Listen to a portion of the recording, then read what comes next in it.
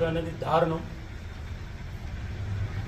YCP 5 ఏళ్ల పాలనలో మొత్తం 1,60,00,000 కిలోలు నెయ్యి నకిలీ కషాయాలతో తయారు చేశారు. 60 లక్షల కిలోల నెయ్యితో కనీసం 20 కోట్లు శ్రీవాళ్ళ లడ్లతో తయారు చేయడం జరిగింది.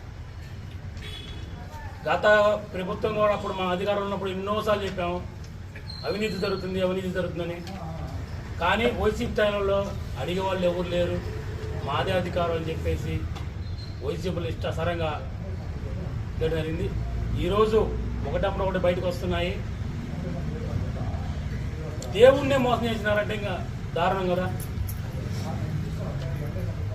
తిరుమలలో దేవుణ్ణి మోసం చేసినారంటే ఇవాళ కొంతమంది చెబుతున్నారు మమ్మల్ని అన్యాయంగా అది చేసినారు ఇది చేసినారని. మీకు తెలుసుకో